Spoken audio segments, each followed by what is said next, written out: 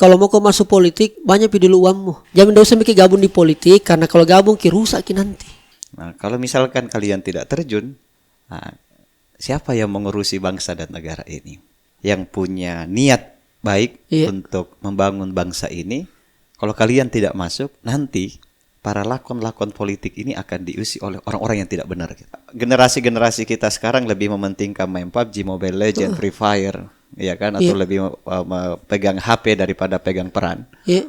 Saya merasakan di politik misalkan, tanpa uang, kita bisa bersedekah dengan satu kali coretan tanda tangannya, bisa merubah satu kabupaten, bisa merubah satu provinsi gitu. Politik menurut saya itu adalah bukan ladang penghasilan, tapi politik adalah ladang pengabdian. Yang saya tidak suka adalah itunya tadi Kak, pemilihnya.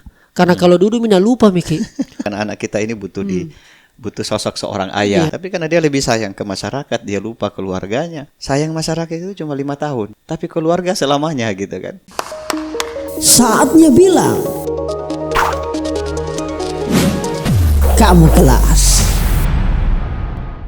Alright, Cika, kembali lagi di Kamu Kelas Podcast bersama saya Rizal Jamal. Alhamdulillah orang yang sudah ada di depan saya ini sudah lama kita jadwalkan mau ketemu berbincang. Beliau adalah guru, mentor, inspirasi kita semua. Saya banyak belajar loh dari cerita-cerita. Tapi bukan beliau yang cerita, diceritai Kak sama orang lain tentang beliau. Dan luar biasa, kesyukuran bisa hadir di sini. Masih nuansa momentum Sumpah Pemuda sudah hadir di sini yaitu Kakak Fitriadi. Assalamualaikum Kandaku. Waalaikumsalam. Kakak Rizal, mantap. Saya undang Ki nih karena kemarin kita undang ke di acara Siap. Walaupun tidak ada Ki. Diundang kemarin di acara dialog tentang nuansa politik yaitu RC Center sebagai salah satu lembaga dan itu di kampus. Nah, kalau di kampus Kak saya selalu punya rasa semangat gitu karena menurutku di situ banyak permasalahan bisa diselesaikan. Betul. Tapi kemarin sih ngobrol sedikit soal RC sedikit Kak. Itu bagaimana sih sebenarnya Kak, kenapa kemudian kampus, kenapa kemudian milenial atau Gen Z yang sekarang menjadi prioritas kebanyakan? Iya. Kita mulai ya. Iya. Assalamualaikum warahmatullahi wabarakatuh. Salam warahmatullah. Terima kasih Kak Rizal sudah diajak bergabung di podcast. Saya lah silent watcher gitu silent mati untuk kita. Podcast kita di Rizal System ini. Ini luar biasa. Saya penikmatnya gitu. Alhamdulillah. Jadi, kebiasaan saya setiap mau naik pesawat pasti download dulu yang terbaru gitu. Di download ya di? Iya, karena udah bisa online kan. Betul. Tapi bagus jika ada. Bagus. Alhamdulillah. Saya bahkan kadang-kadang turbulensi enggak terasa di pesawat itu kalau nonton podcastnya Kak Rizal gitu ya. Mudah-mudahan. Nah, kembali nih, kenapa kemudian kita pilih kampus? Karena menurut kami di Arci salah satu wadah calon para pemimpin di masa yang akan datang itu ada di kampus gitu. Kan fully mahasiswa gitu kan. Kemudian agen of change-nya juga banyak di kampus gitu. Betul. Kita bagaimana di masa Orde Lama transisi ke Orde Baru transisi ke reformasi. Itu semua siapa gitu. Siapa semutnya gitu kan. Nah, siapa orang-orang yang terlibat di dalamnya itu adalah para generasi muda yang ada di kampus. Yang ada di kampus. Nah, kita mulai di kampus pada saat itu. Ini untuk memantik saja gitu. Memantik saja Kak Gadi? Memantik, kemudian memperlihatkan ke mahasiswa bahwa pertama kita promosi bahwa ada Arci. Ada Arci. Yang kedua kita mengingatkan kembali bahwa di musim-musim politik yang akan datang ini pemuda harus terlibat. Harus terlibat Kak? Iya. Tahan dulu di situ Kak. Ini kan pemuda harus terlibat. Namun sekali lagi Kak, kadang-kadang ini pemuda masih terlibatnya masih menemui banyak kendala kan dah. Tadi walaupun saya tangkap dari Kak Fitriadi soal terlibat, ini kan terlibatnya mungkin ada terlibat aktif, ada yang mungkin yang keterlibatan pasif. Ya, ada juga mungkin yang memang sudah menjadi pokoknya bangunnya sama tidurnya politik terus. Ada juga yang begitu. Ada juga yang memang yang apatis, mohon maaf saja Kak. Harus kita akui itu. Nah, tapi kemudian kenapa kemudian Kak Fitriadi, yang saya tahu kan Kak Fitriadi kemudian membangun yang saya lihat personal brand dan segala macam, kita kenal dari TDA ya kan Kak, yang sekarang juga saya lihat banyak aktif dalam dunia pertanian, peternakan, orang Muhammadiyah juga Gadi bergabung di situ dan ya sekarang main-main ke politik. Sebenarnya kenapa semua apakah itu kita desain memang Kak atau mengalir begitu saja? Yang jelas begini Kak Rizal, bahwa yang disebutkan tadi Kak Rijal gitu, mulai aktivitas bisnis, organisasi, kemudian organisasi atau komunitas, kemudian politik, ini yang tidak bisa dipisahkan gitu. Oh, nggak bisa dipisah? Nggak bisa, karena baik di bisnis, di organisasi atau komunitas, ataupun politik, ini adalah satu kesatuan gitu, itu kesatuan. Nah sekarang sisa pertama bagaimana melakoni tiap bagian ini, di tiap bagian ini kemudian disinkronkan gitu, disinkronkan. Nah bisa jadi misalkan misalkan pada saat musim-musim politik gitu kan, musim politik, bagaimana soft selling kita gitu, di bisnis yang selama ini kita geluti, karena ini kan saling berkaitan, hasil dari bisnis akan support ke politik, begitu kita dapatkan jabatan politik, ini menjadi integritas kita naik gitu kan, integritas kita naik untuk mensupport bisnis kita gitu.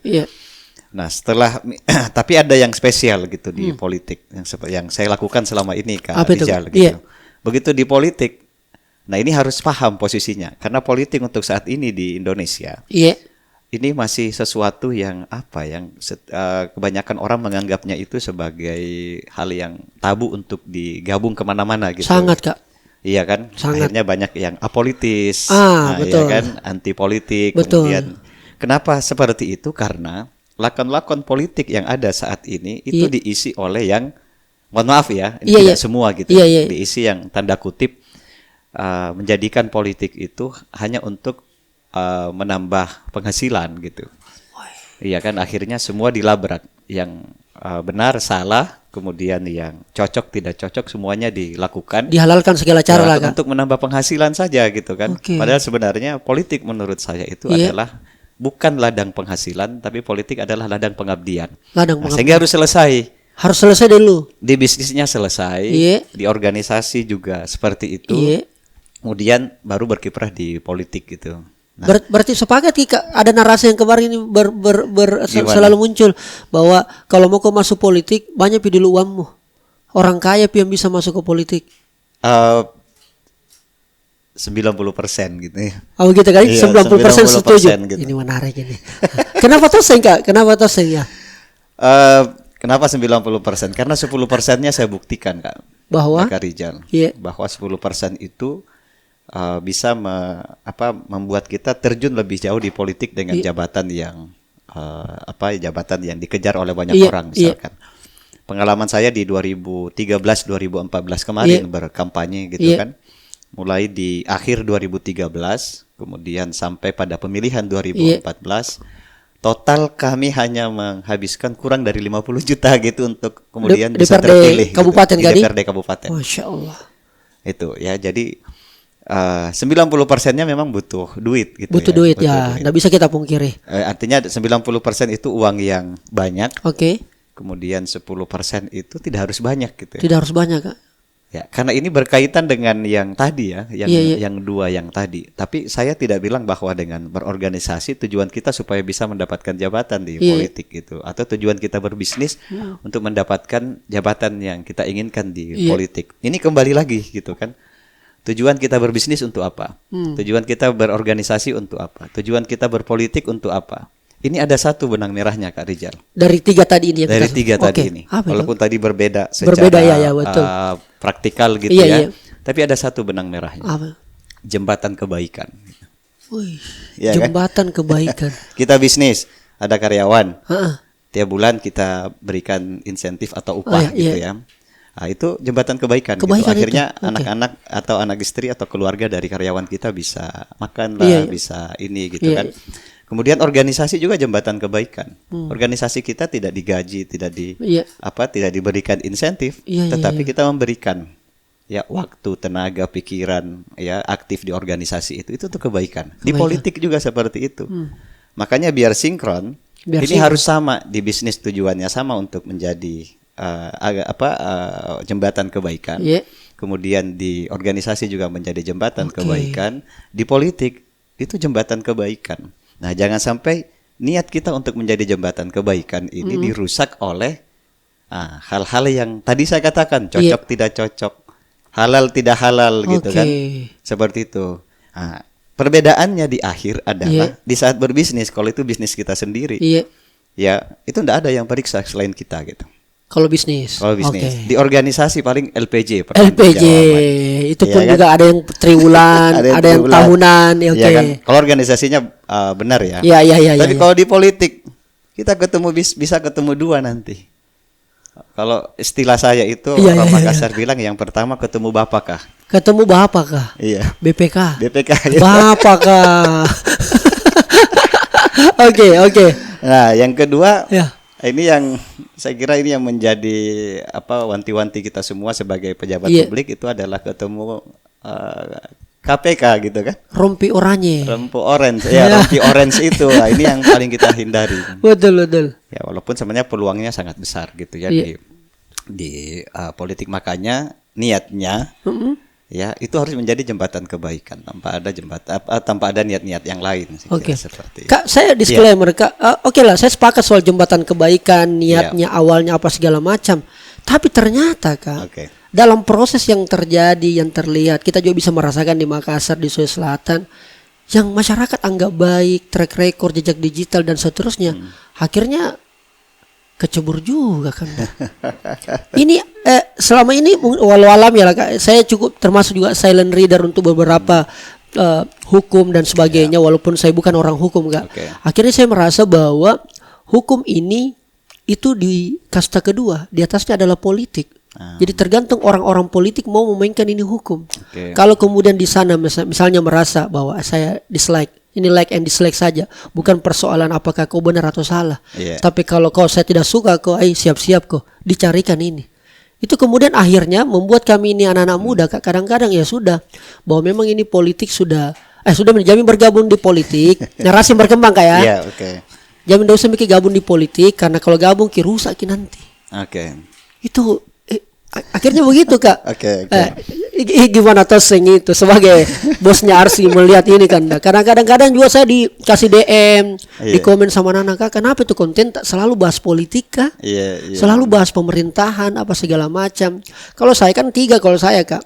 Politik, pemerintahan, bisnis sama pendidikan. Kenapa pendidikan? Karena saya masih yakin tidak ada masalah yang tidak bisa diselesaikan kalau kita fokus pada pendidikan, banyak intelektual kita. Kenapa di bisnis? Karena kemandirian Kak. Saya berharap kalau anak muda itu mandiri semua. Luar biasa pasti. Tidak ada kriminal dan seterusnya. Kenapa politik?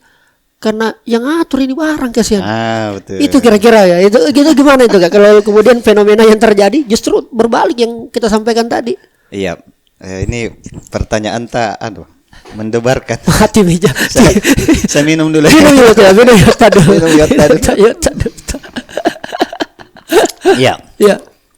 Jadi saya case aja gitu ya. Case aja. Kasusnya adalah waktu saya kemarin di umur 27 tahun. 27 tahun.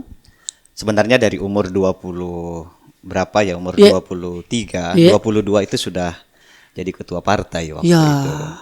Di 2000 berapa itu Kak? 2009. Di 2009. Jadi ketua partai akhirnya, terus jadi anggota DPR di 2014. Ya kan? Nah, di 2009 itu banyak juga orang yang sayangkan gitu kan. Kenapa gabung begini-begini ya? Waktu itu kan sudah berkomunitas Kak ya? Sudah main bisnis.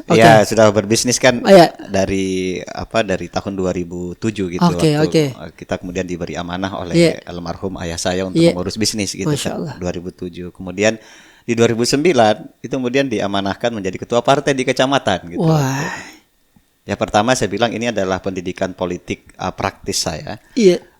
Pendidikan yang praktikal karena memang jurusan saya kan jurusan ilmu politik, sosial dan ilmu politik. Oke. Baru saya tahu ini Kak. Ternyata sospol gimana? Sospol, dan ya saya diajar oleh salah satu guru besar saya di kuliahnya di Universitas Gadjah Mada Kak.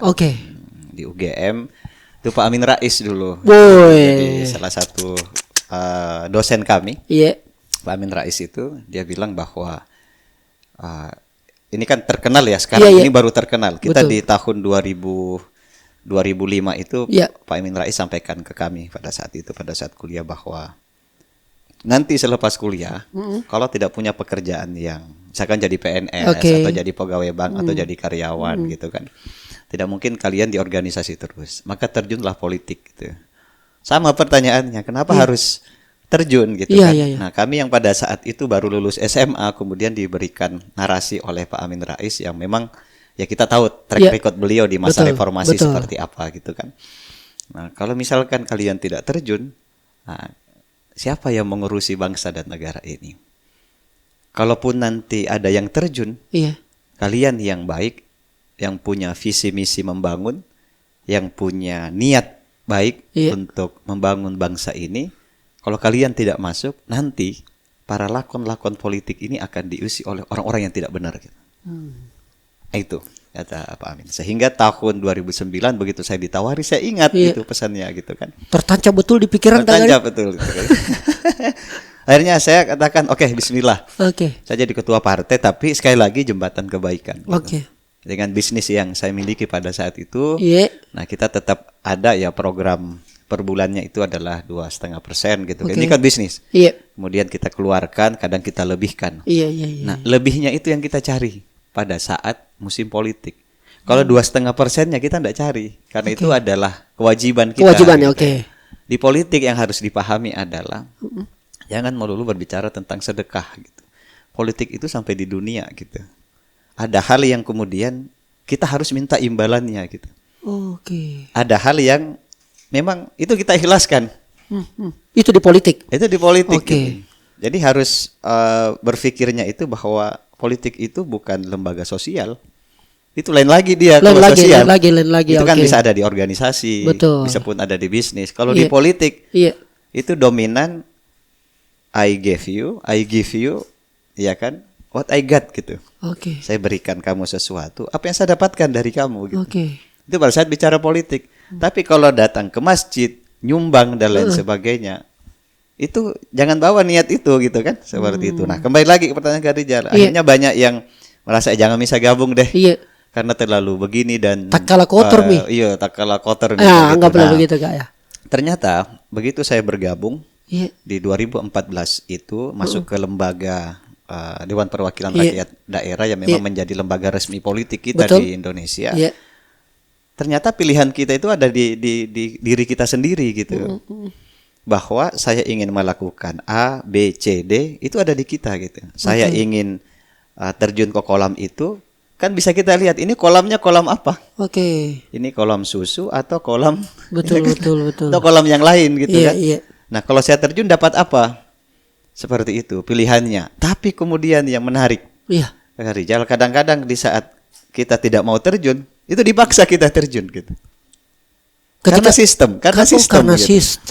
Sistem itu kan pertama sistem politik yang terjadi gitu. Maunya partai. Iya kan, maunya partai. Kemudian desakan orang-orang yang ada di sekitar kita gitu. Seperti itu. Itu kalau saya ceritakan pengalaman itu bisa panjang soalnya. Ini kan 5 tahun kemarin di DPR pada saat itu. Nah, saya kembali lagi bahwa begitu generasi-generasi kita sekarang lebih mementingkan main PUBG, Mobile Legends, Free Fire, ya kan, atau lebih pegang HP daripada pegang peran. Itu nanti kita akan dijajah oleh bangsa sendiri yang niatnya dalam tanda kutip tadi buruk gitu. Kayak gitu. Nah, setiap orang itu pasti punya niat baik. Masuk ke politik misalkan itu mau apa gitu.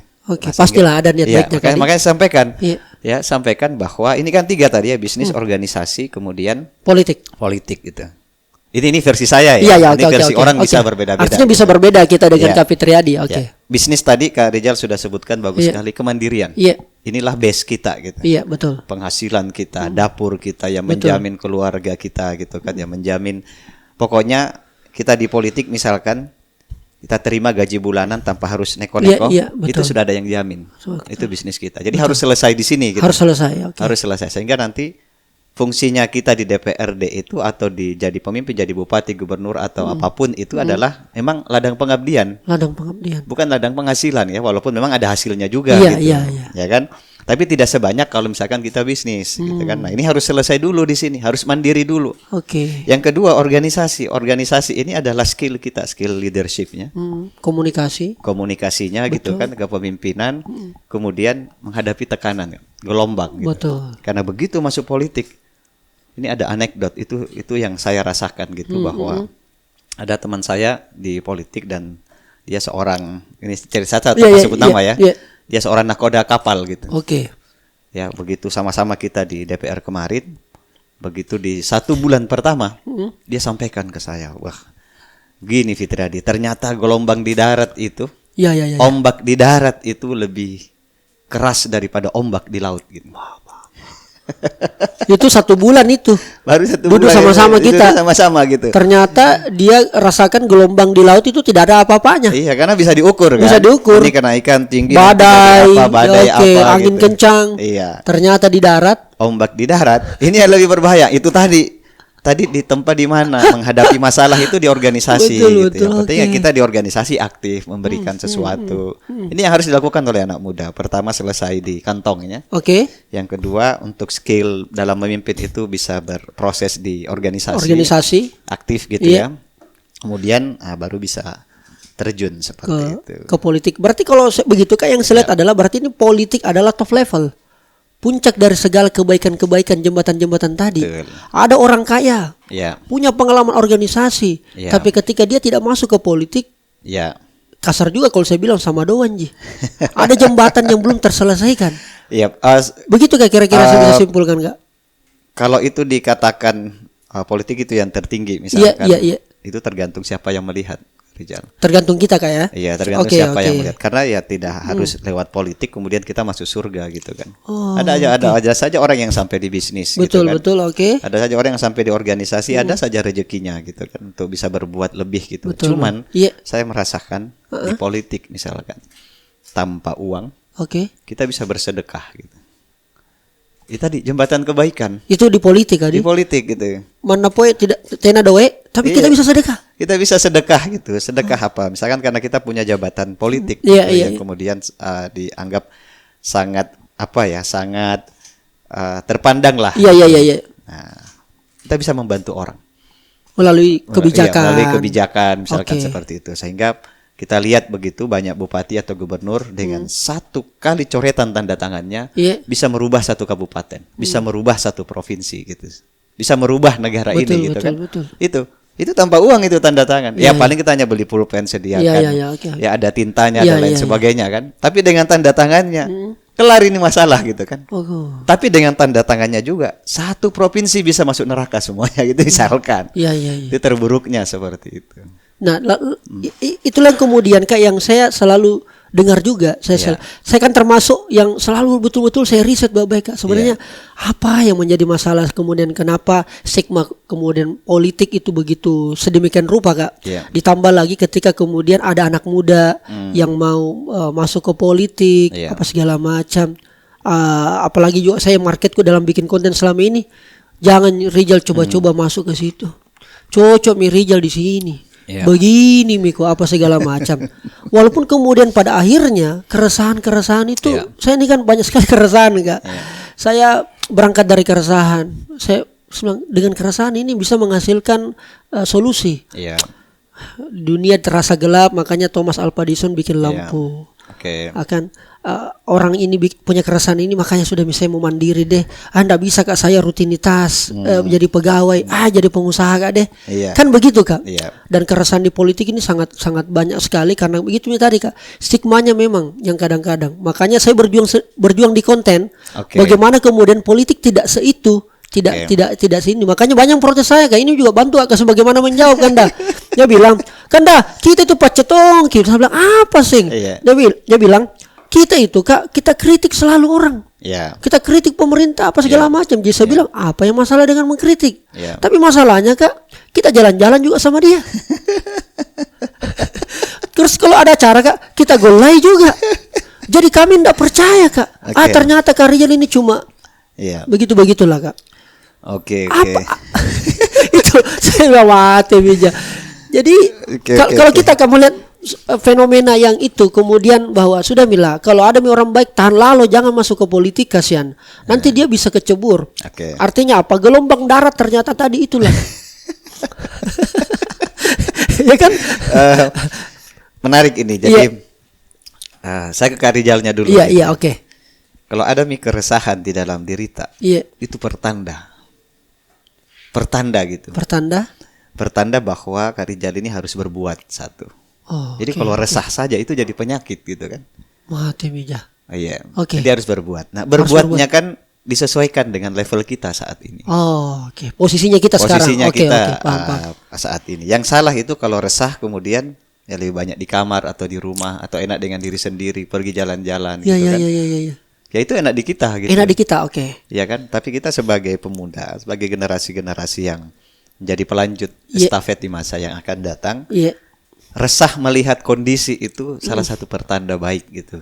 Itu menurut saya. Oke. Nah, Kak Rijal resah, ada pro kontra untuk Kak Rijal. Kak Rijal tetap saja di posisi seperti ini atau Kak Rijal masuk ke dalam itu seperti itu. Nah, pikiran saya kalau Kak Rijal misalkan bertahun-tahun seperti ini modelnya. Ya, kemudian berkoar-koar mengkritik gitu. Kalau dulu bahasanya sebelum ada teknologi yang sebelum ada sosial media orang kan turun ke jalan.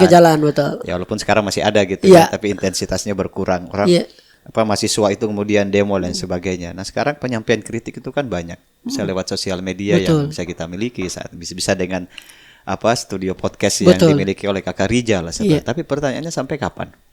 Sampai kumisnya Kak Rijal itu berubah jadi putih gitu. Iya kan? Maka sekarang enggak apa-apa, kritik saja dulu tapi kemudian jangan sebatas kritik karena banyak fenomena Kak Rijal. Dulu sebelum masuk ke parlemen, dulu sebelum jadi eksekutif gitu kan. Dia kencang. Gitu. Gaspol terus. Begitu masuk S6 nih. Diam nih kan. Mati colik. Hilang orang. Mana tadinya? Nah, supaya ini bisa terus bertahan gitu karakter karena Kak Rijal sekarang lebih kritis dengan saya istilahkan itu Kak Rijal itu dia kritis tapi dengan kalau dalam musik itu penggabungan nada-nada ritme yang indah gitu kan. Jepang tuntak maksudnya. Oke. Siap. Nah, sehingga lebih terterima, lebih enak walaupun sebenarnya cadas sakit sebenarnya kan.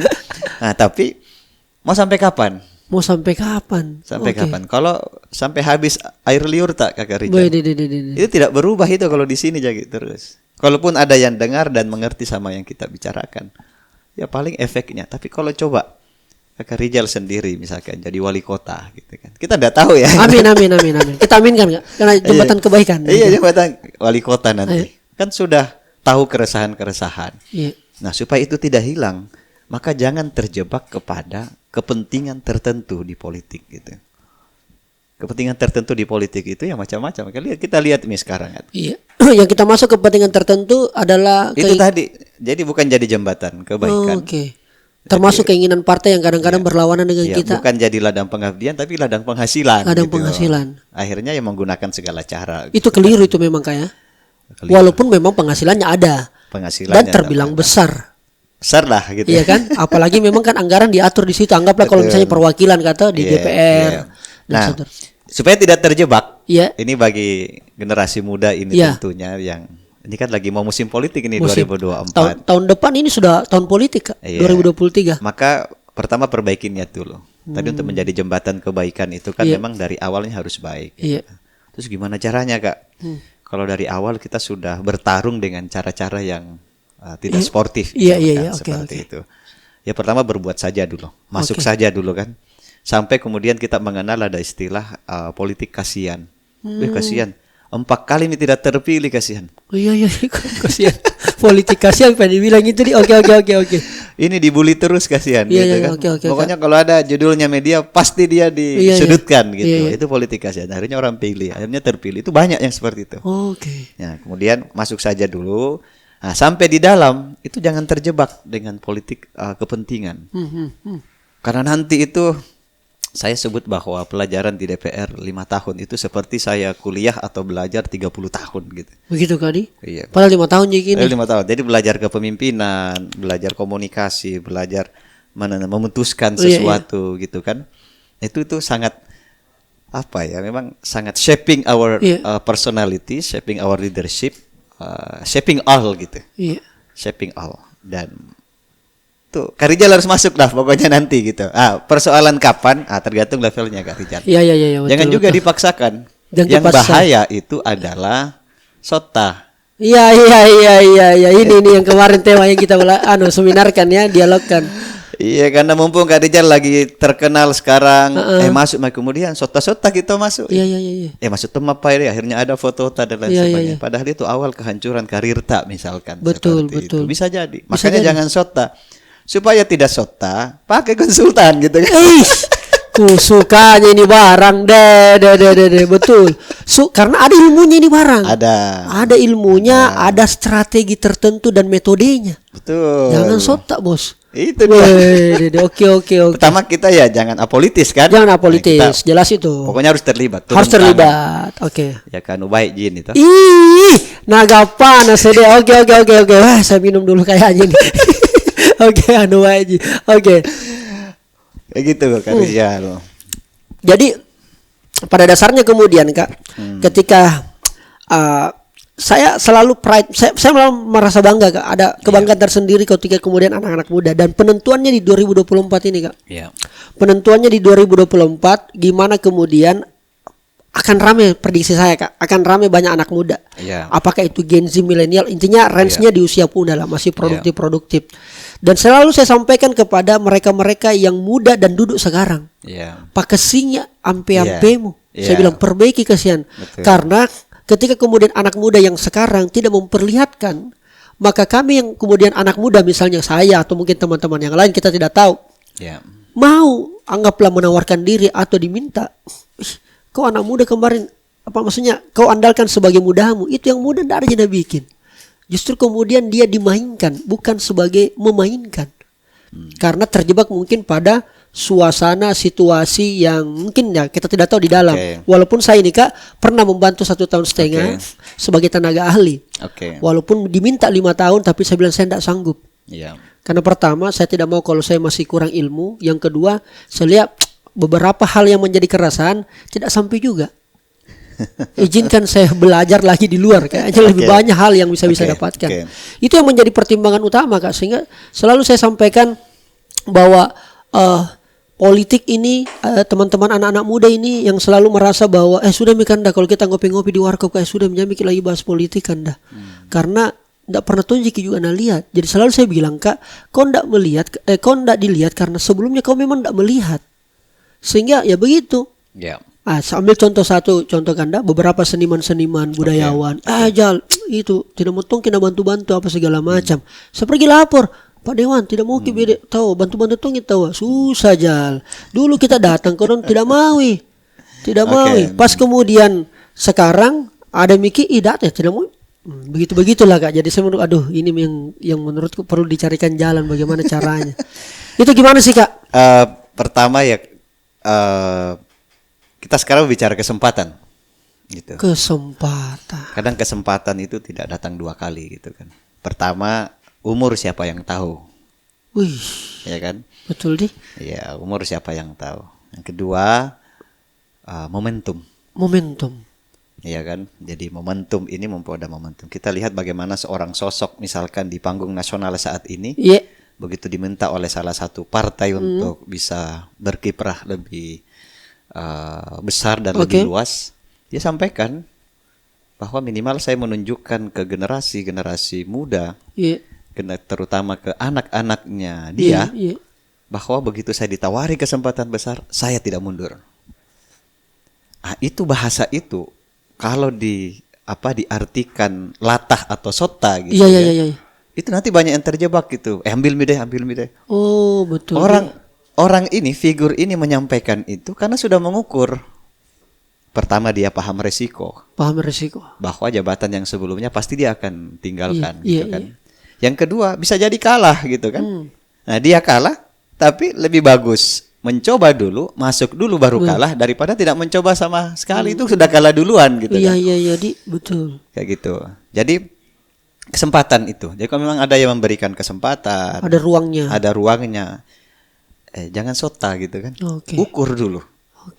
Bisa mandak ini. Bagaimana keluarga saya, anak istri saya gitu kan. Karena jabatan misalkan di jadi pemimpin itu, bupati, gubernur, anggota DPR itu memang kita akan disibukkan dengan hal-hal yang kadang-kadang kita pintar-pintar membagi antara sayang keluarga dengan sayang masyarakat gitu. Kayak gitu kan. Ada yang kemudian para pemimpin itu dia lebih banyak keluar gitu kan, lebih banyak, tapi tidak memperhatikan keluarganya. Mungkin dari sisi penghasilan dia sangat cukup, bahkan lebih gitu kan.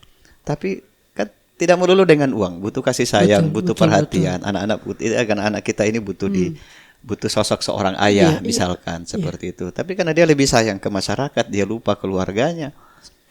Sayang masyarakat itu cuma 5 tahun, tapi keluarga selamanya gitu kan. Nah itu diukur.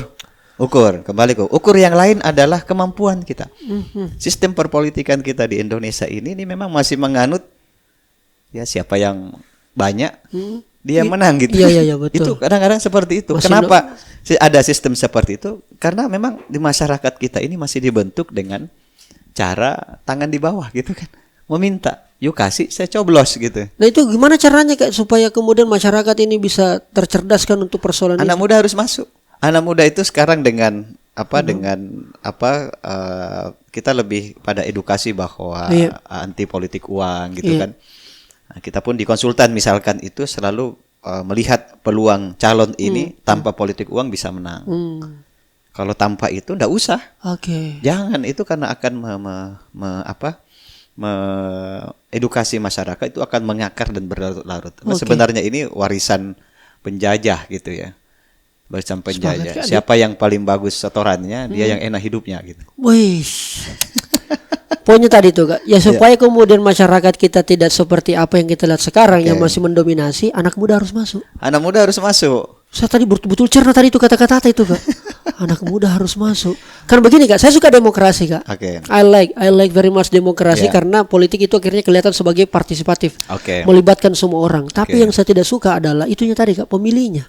Yang kemudian tadi kita bilang tangan dinya di bawah apa segala macam. Karena kalau kita minta memang bisa sekarang, karena kalau dulu mina lupa Miki.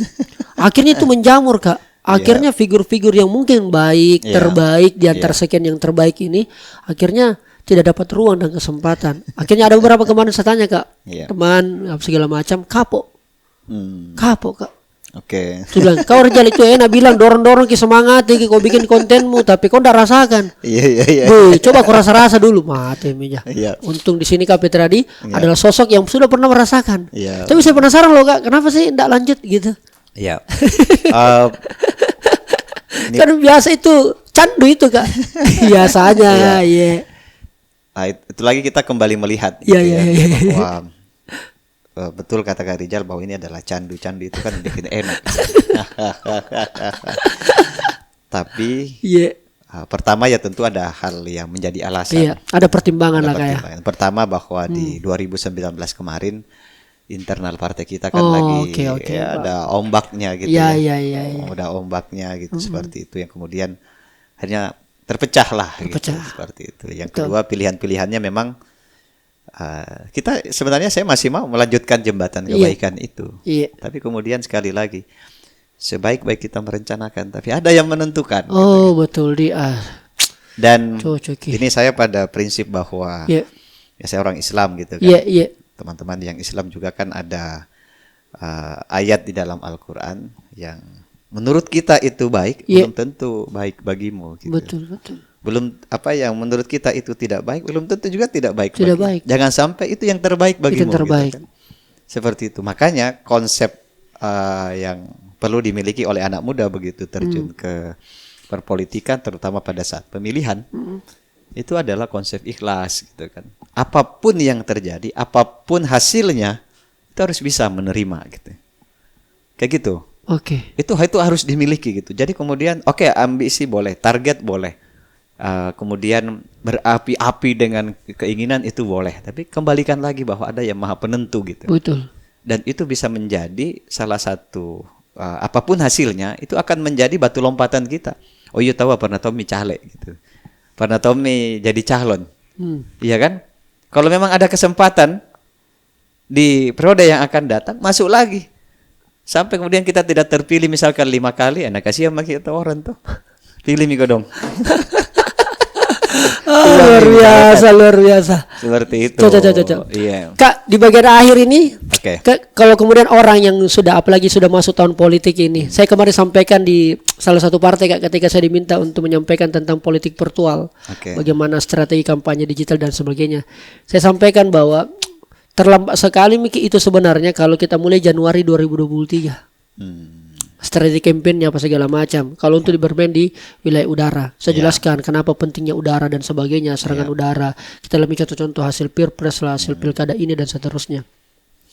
Pertanyaan saya sederhana Kak di bagian akhir ini. Apa pentingnya kita pakai konsultan dalam politik? Iya. Ada yang bilang juga jangan pakai konsultan, habisi uangmu. Ada yang bilang begitu kan dah. Minum lagi. Pak Agustong ini kan dago ya, karena dia selalu minum kalau ada ada gelombang, ini bukan gelombang darah, gelombang studio ini Kak ya. Kan kita coba objektif. Iya, oke. Gitu. Coba objektif. Saya bukan sebagai seorang politisi gitu. Oke. Karena kan saya sudah tanggalkan partai-partai, saya sudah tidak terlibat. Gitu. Tapi sekarang sebagai orang yang terjun di konsultan politik dengan pengalaman yang kita miliki, iya kan.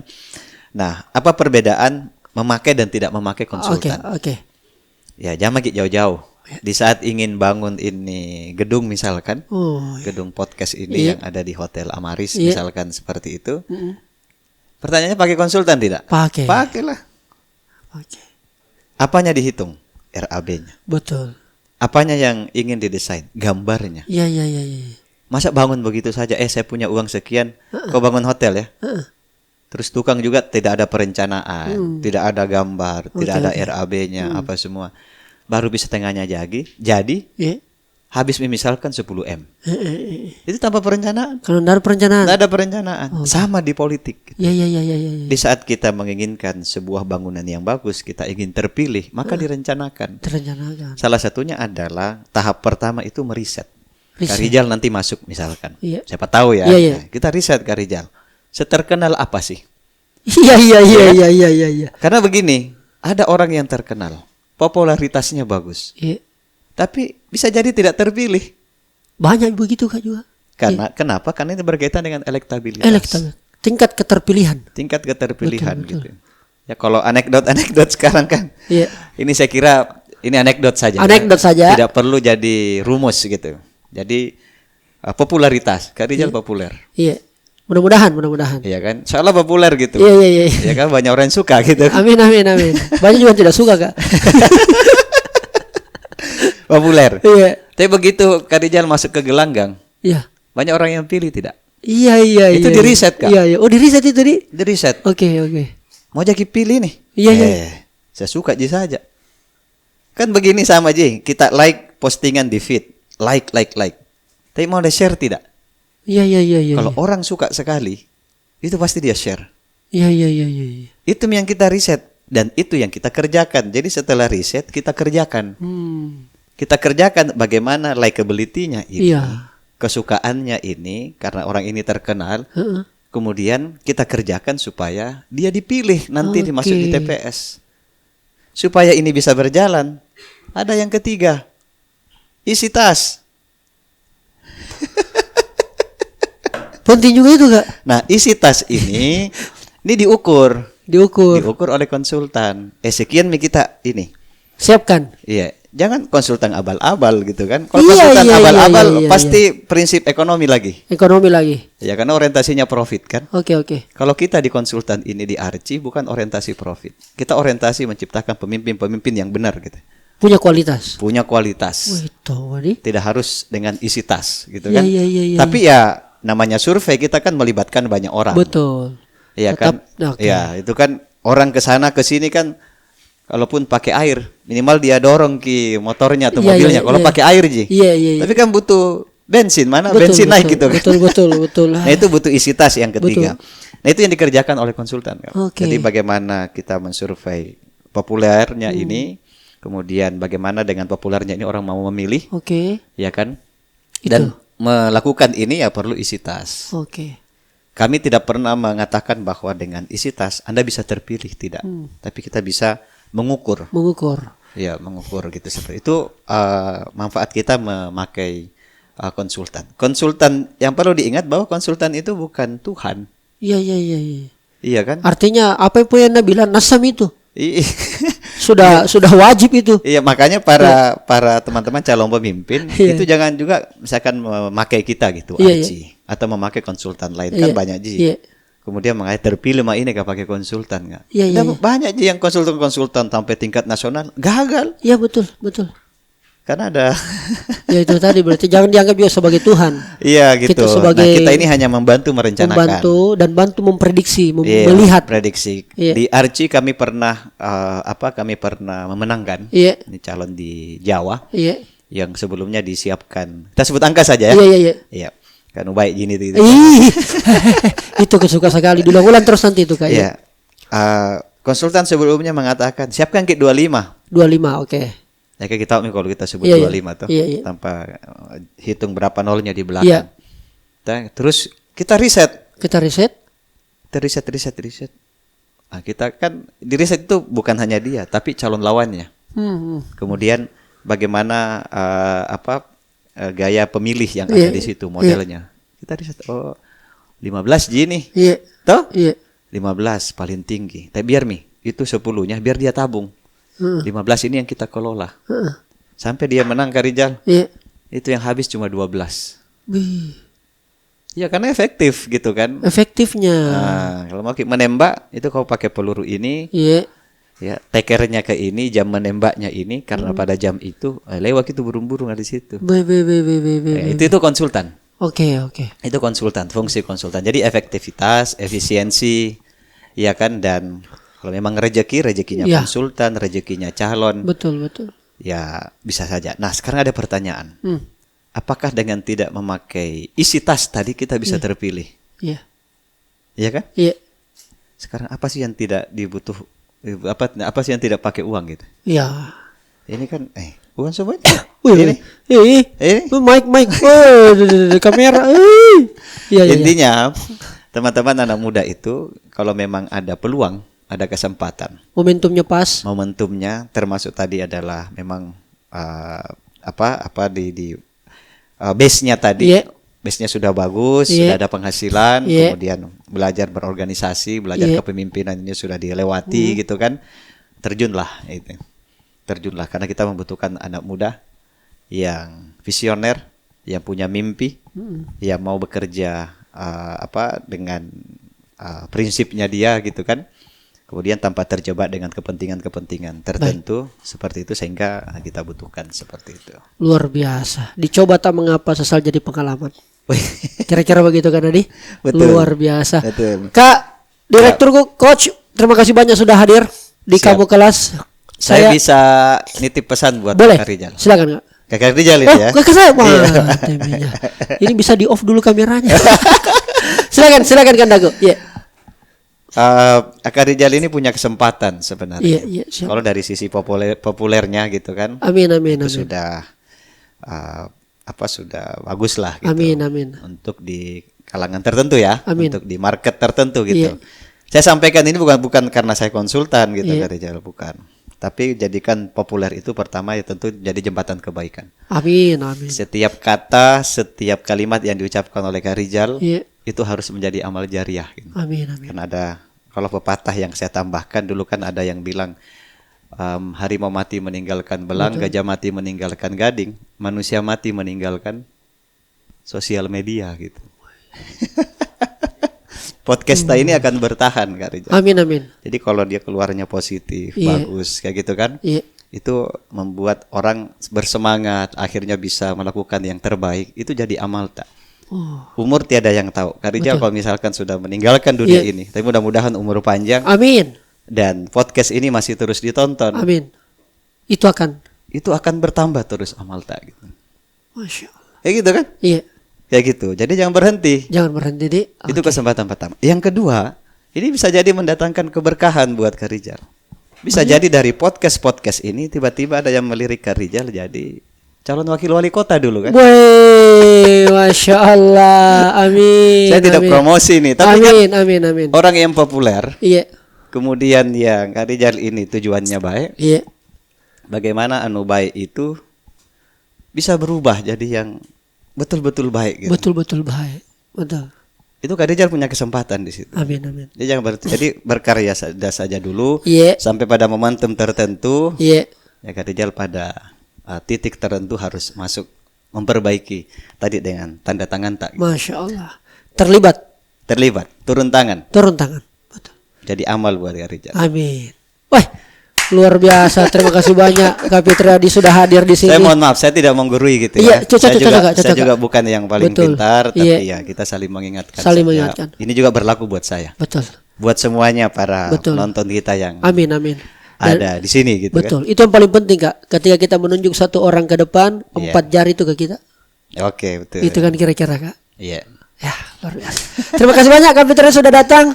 Sayang sekali kita dibatasi oleh waktu, tetapi tentu banyak momentum-momentum lain Kak, apalagi 2023 akan ramai itu. Terima Dan kasih, saya kira Kak Fitri akan menjadi salah satu penentu atau playmaker supaya kemudian wajah perpolitikan kita makin baik, makin berdampak dan insya Allah penuh dengan kebermanfaatan. Amin. Kita semua. Amin. Dan saatnya bilang kamu kelas. Thank you, luar biasa. Terima kasih. Saatnya bilang kamu kelas.